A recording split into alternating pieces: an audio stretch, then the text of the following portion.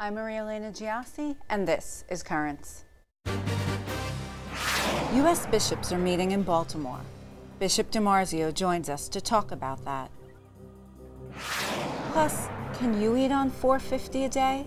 Some lawmakers in Washington take the challenge.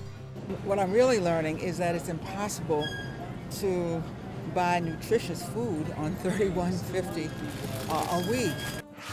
And young people in Queens spend a night on the street to help rebuild their church and raise homeless awareness. We decided that a portion of the proceeds would go to the rebuilding of St. Mary Magdalene Church, which is very important to the youth that are here and to this community.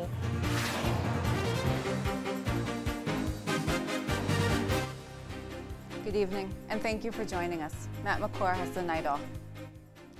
The U.S. bishops are busy in Baltimore with a number of big topics on the table during their annual 3-day fall meeting. Today, Cardinal Donald Wuerl briefed fellow bishops on the Ordinariate for Anglicans entering into the Catholic Church. He announced that the Ordinariate will be created on January 1st of next year and will likely begin its work then. Meanwhile, Cardinals Wuerl, Daniel DiNardo, and Sean O'Malley reported on the Church's post-abortion healing ministry, Project Rachel. Cardinal O'Malley called the program one of the best initiatives.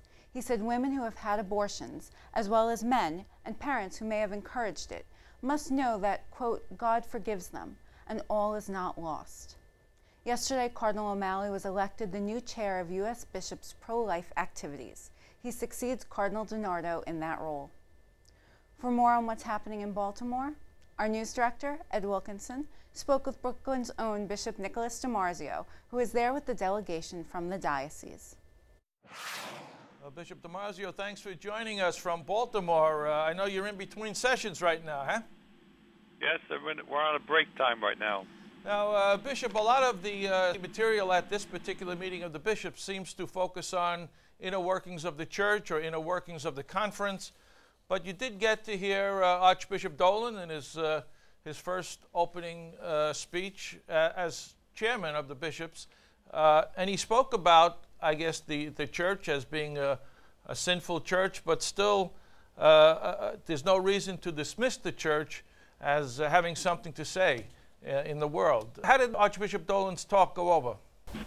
I think it was very well accepted. He was very practical and very positive, and again, part of the problem we face today is the whole issue of religious freedom. It's one of the priorities that's being set for the conference, that the church has a right to speak in the public forum, that we have something to say to society. And in fact, as we looked at how society is set up, you know, the church is one of the pillars of society, one of the actors in bringing to society moral values and also solutions to some of its difficult problems.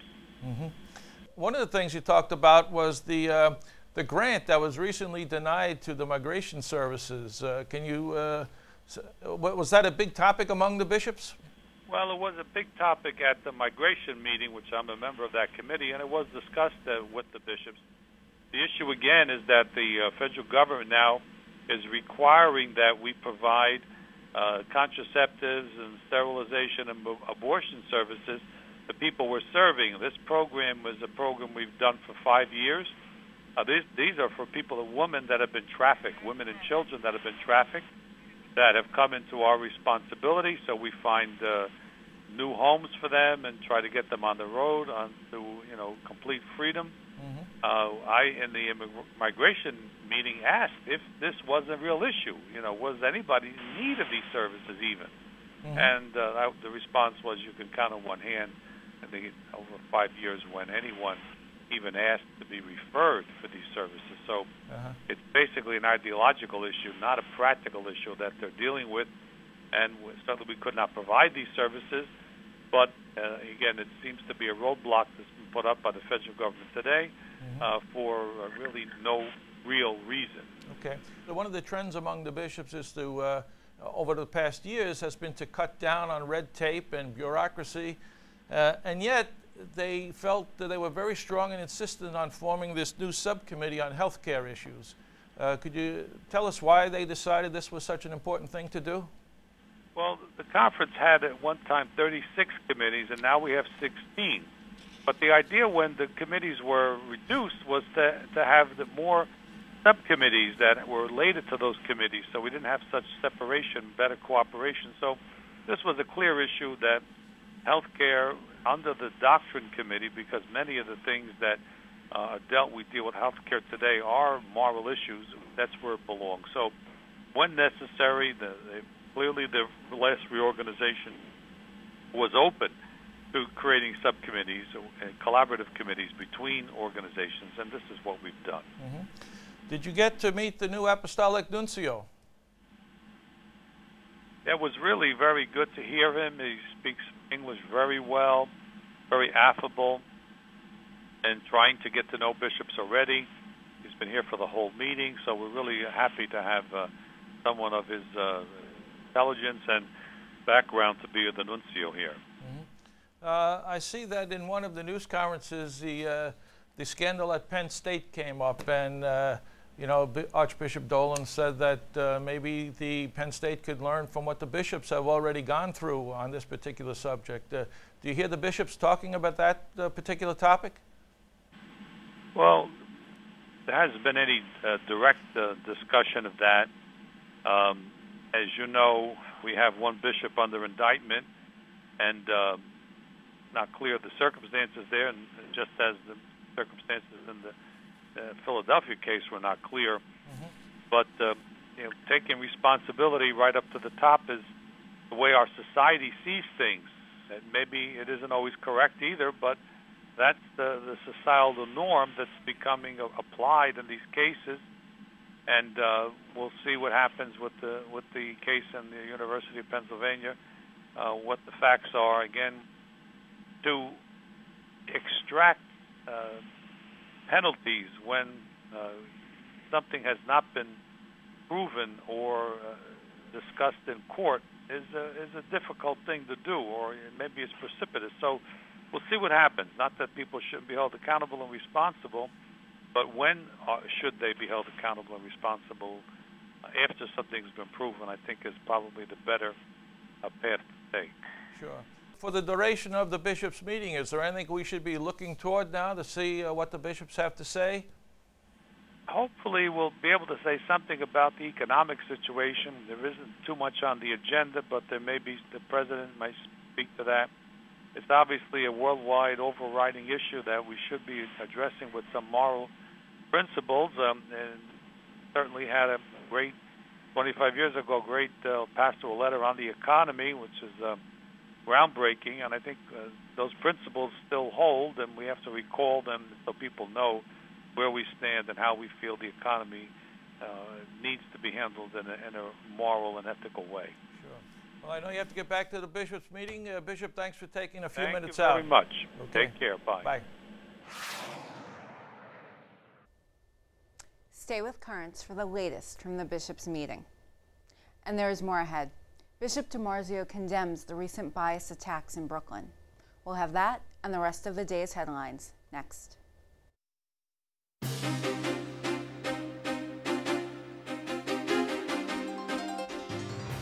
Welcome back to Currents. I'm Maria Elena Giassi. Coming up later, a first-hand experience of the plight of New York City's homeless. First, let's have a look at the day's headlines. Brooklyn Bishop Nicholas DiMarzio is speaking out against the anti-Semitic bias attacks in the predominantly Jewish neighborhood of Midwood. In a statement, Bishop DiMarzio called the attacks, quote, a reminder that the legacy of scorn directed toward the Jewish people has not been extinguished. He called for increased efforts to speak out against prejudice and bring about greater understanding among all people. The statement comes after the torching of 3 cars and spraying of KKK and Nazi graffiti in the Orthodox Jewish Brooklyn neighborhood. Bishop DiMarzio's entire statement is available on our blog. Go to currentsny.net and click on Writing the Wave.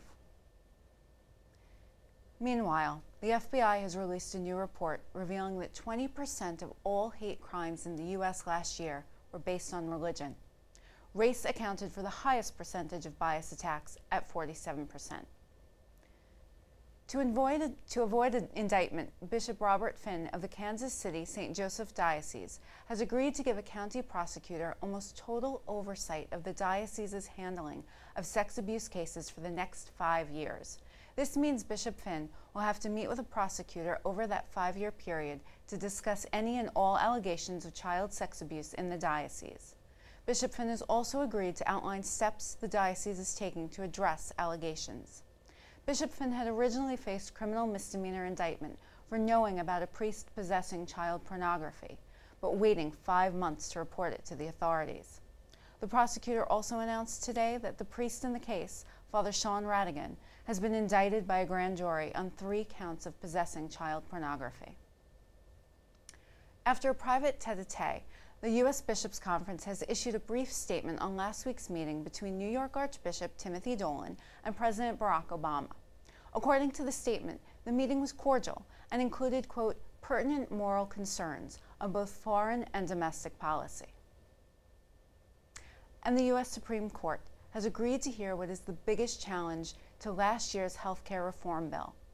26 states have made a joint filing challenging key elements of the law. The Supreme Court has agreed to hear 2 major questions: whether the federal government can mandate that all Americans purchase health care, and whether the law should either be partially or entirely scrapped. Oral arguments are expected in late February or March, and the court is expected to issue a ruling by June. President Obama signed the reform into law last March. From Illinois, Catholic Charities in 3 dioceses have ended their court battle over the state's civil unions law. The dioceses of Joliet, Springfield, and Belleville have announced that they will no longer offer foster care services. In a statement, the bishops of the 3 dioceses said the state made it financially impossible for Catholic Charities to continue the services. In a separate statement, the Thomas More Society, which represented the diocese in court, called the outcome, quote, a tragic end to 90 years of foster care service by some of the most effective child welfare agencies in Illinois. The Illinois Religious Freedom Protection and Civil Unions Act, signed into law earlier this year, gives same-sex couples most of the same rights as married couples. The so-called License to Bully clause has been dropped from Michigan's controversial anti-bullying bill known as Matt's Safe School Law. Republican State Senator Rick Jones, the bill's sponsor, says he is removing the amendment that critics say made an exception for bullying based on religious and moral beliefs. Republicans who back the amendment say it was only intended to protect student free speech rights and not give students a green light to bully. The global financial crisis was again a topic of discussion at the Vatican, this time with the Pope. Rome Reports has the details. Benedict XVI met with the President of the European Council, Herman Van Rompuy. During their half-hour meeting, the two spoke about the current economic and political crisis throughout Europe, as well as issues of human rights and religious freedom. Van Rompuy gave the Pope the book Europe, a Project Outline, and Benedict XVI gave him the gold medal of his pontificate. Van Rompuy has served as President of the European Council since January 1st of 2010. The Council is one of 7 leading institutions of the European Union. They are responsible for policy guidance and serve as collective leadership by setting guidelines and objectives for the European Union. The meeting was also marked by the fact that in 2009, when Herman Van Rompuy was president of Belgium, the country made an official protest after the Pope's remarks on condom use during his trip to Africa.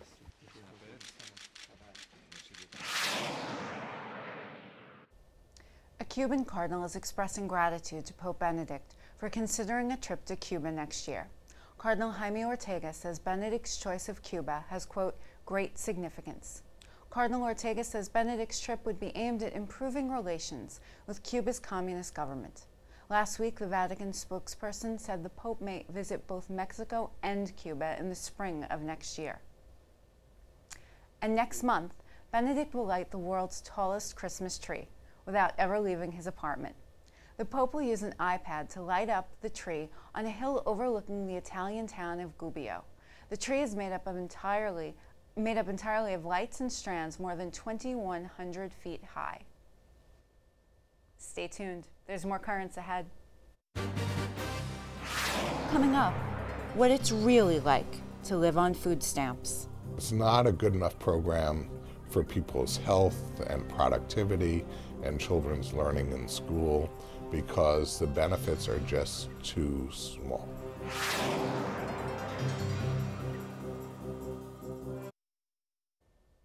Welcome back. Question: could you feed your family on $31.50 a week? If you depend on food stamp allotments to feed your family, it isn't a question, it is your reality.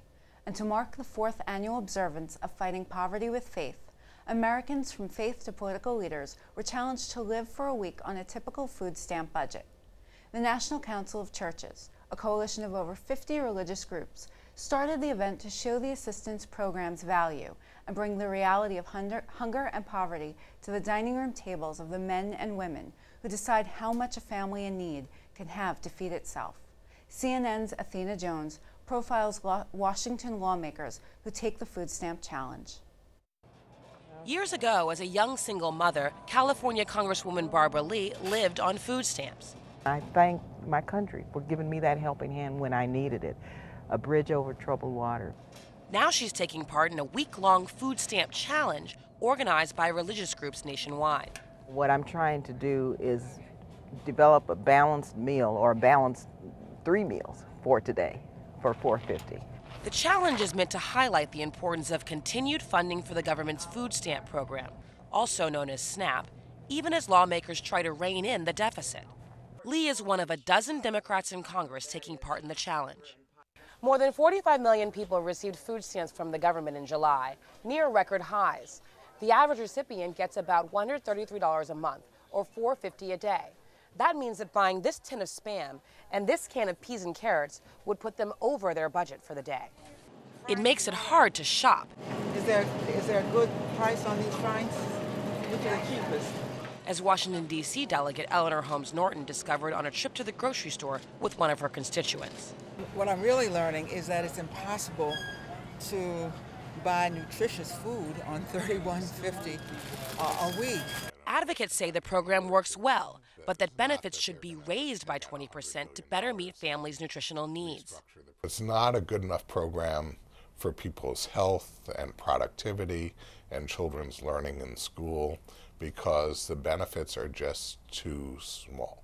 Program critics like Alabama Republican Jeff Sessions believe the amount the government spends on food assistance has skyrocketed in part due to fraud. He thinks benefits should be cut.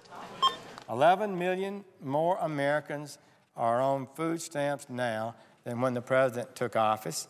It's time to look under the hood of this program. The USDA estimates fraud accounts for no more than 1 cent of every food stamp dollar. And advocates say the increased demand is a result of the sluggish economy. Lawmakers like Lee hope this effort raises awareness about what being in need feels like. Okay, thanks very much. I wish everyone could walk in the shoes that I have walked in before and that so many people are walking in today. Stay tuned. There's more currents ahead. When we return, young people raise homeless awareness to build a new home for their church. Church definitely has a connection with this homeless experience because the church is like our home and it's something that we have lost.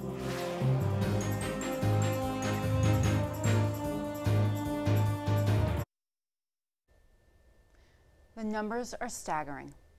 According to the Coalition for the Homeless, more than 45,000 people, including 17,000 children, experience homelessness each night in New York City. But the numbers only tell part of the story.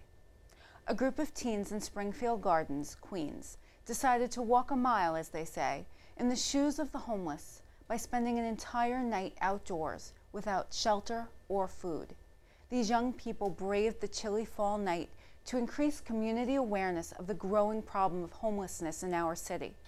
And they could tell you a thing or two about feeling homeless.